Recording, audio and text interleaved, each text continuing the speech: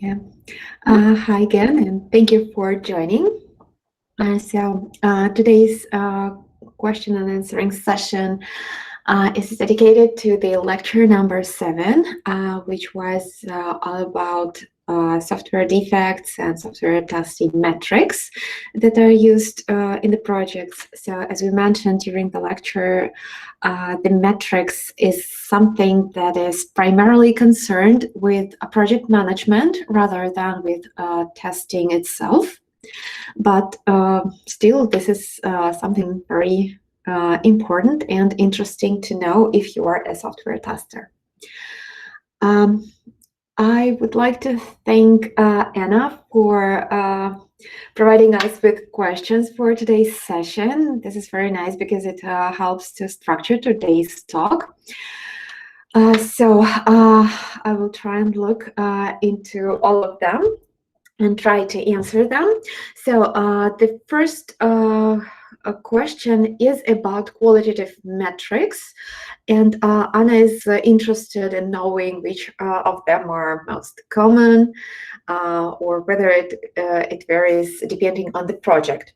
So first of all, regarding the qualitative metrics themselves, so the main thing about them that they are used not to quantify, they are rather descriptive. They provide some information about the events, about the system in a form of a story rather than in a form of a number. And a very important point about the qualitative metric is that it is aimed to assess some entity on entity by entity basis. So when we look at, for example, software defects, when we give the qualitative assessment, we look precisely at each and every defect description, the root cause of the defect, and hence we build a very thorough understanding of the system under test based on these defects and defect descriptions. And when we are talking about quantitative measures, so when we are talking about the numbers which measure some quality, some feature of the system under test, it is always about the whole system, the system as a whole, because when we have this number, it is a characteristic of a system as a whole, so it does not give us any details about like a real picture about what's going on in the reality, so in the system under test. So we do not have any details about the event itself. So having said that, what I can say about what metrics we use and whether there are some established metrics or maybe some good practices, I would say that let's return to the slides. Let me share my screen. So I would like to share this slide with the Connors framework. Yep, I think this is it. Can you see my screen? Yes. Okay, great. So we can see that there's a number of things that are used to describe each and every characteristic of a metric. So when we choose a metric to characterize some feature of our system, we'd better take some steps to evaluate the metric itself. And number one here is the purpose of the measure. So this is something which actually starts the process of assessment. So if we use a measure, we need to understand what we need it for.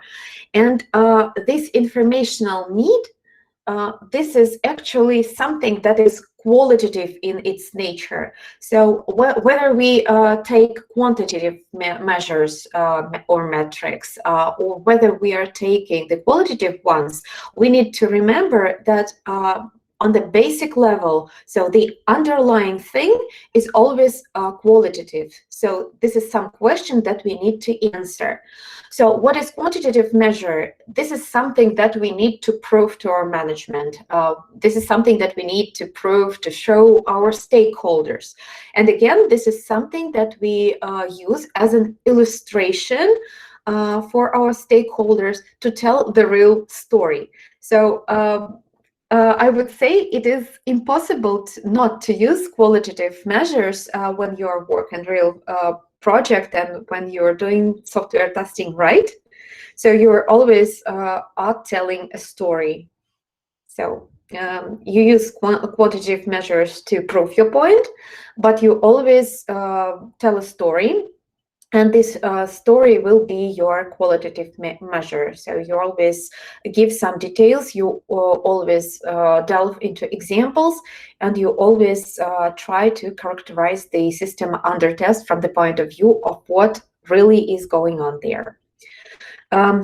Speaking of the importance of such qualitative assessments, it is really nice to mention again that when we speak about like numbers and when we characterize a system with a number, for example, rather than looking into each and every defect, we give a number of defects, right? Or we give a number of open defects, or we give a number of rejected defects. It doesn't say us anything about each and every defect in particular, but it rather gives us some characteristic, right? We characterize the project as a whole, the system as a whole, and so on and so forth. But what can potentially go wrong here is such a thing that, as you know, bad things happen, and when they happen, it always comes as a surprise. So that's why we are speaking about unexpectedness of events.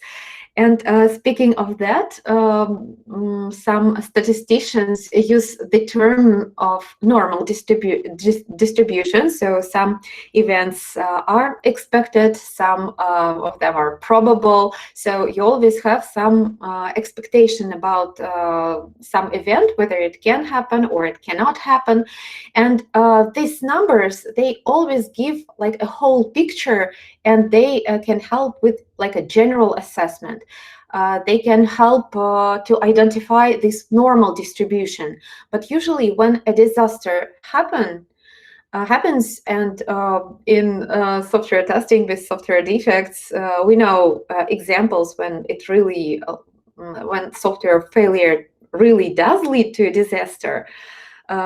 So here we are apparently speaking of something unpredictable, of some unexpected event, which cannot be found through these numbers, through these like numeric abstractions of the system under test. And this deviation of normal distributions is called like fat-tailed distributions or long-tailed distributions.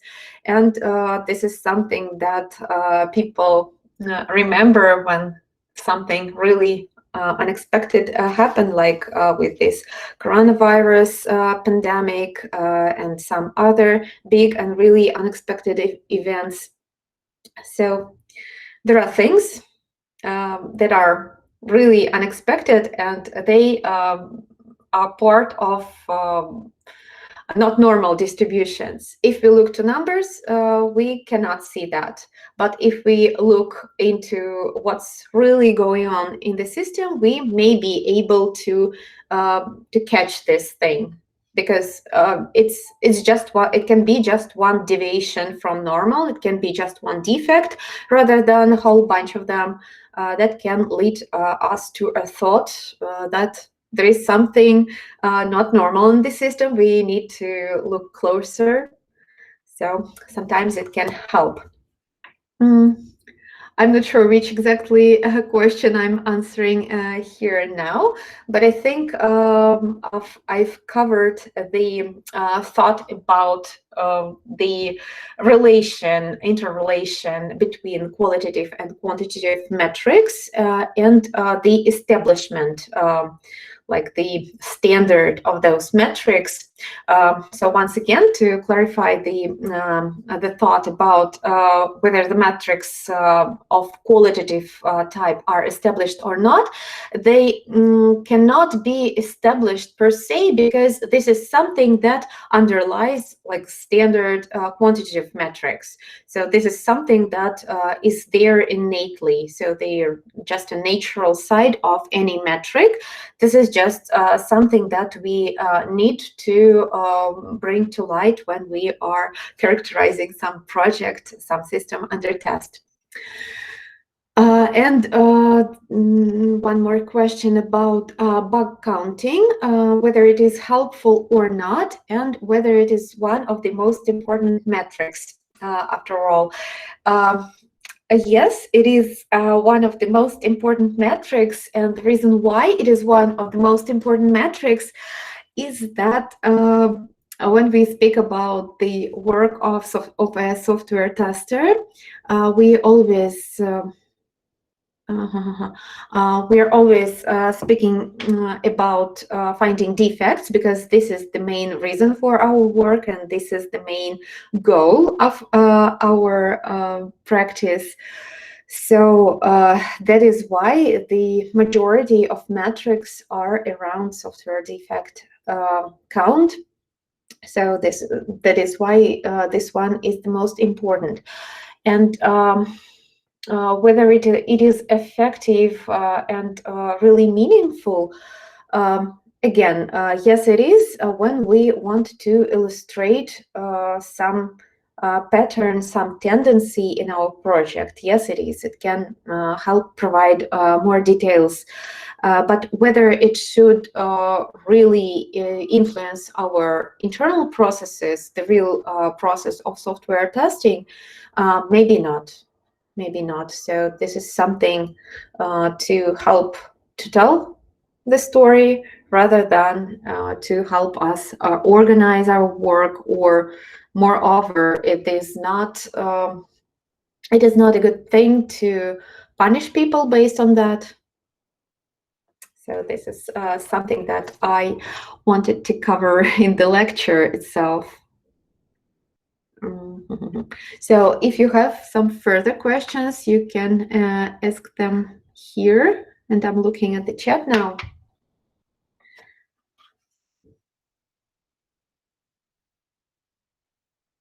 Again, thank you so much for your questions, and please let me know whether I answered them or not. So maybe. Yeah. Thank you very much for the answers. It was more in-depth answer than I expected. So. All right. Okay, then. Okay, and what about you? Are you actually working on some projects, or are you still studying and do not have an experience, like hands-on experience in software testing? So what about you? Me? Do you ask me? Mm-hmm. Yes. Yes, you and Akaki. Okay. I have small experience with testing, manual testing only. So I've never had the. I have not worked in a in this field yet. Mm-hmm. Just freelance to some stuff, and never had this. Never had to encounter with metrics and this sort of stuff. So it was very insightful and interesting. Okay. Okay. Thank you for your input. All right, I can see. All right, then. If you do not have any further questions, so should we wrap it up? What do you think? Any comments?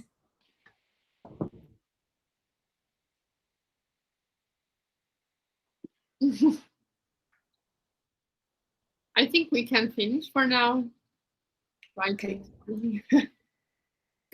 как it has Okay. something. Yeah. Okay. Thank you. Thank you for asking, and thank you for joining us today. Thanks so much. Okay. Bye-bye then. Thank you. Bye. Thank you. Bye.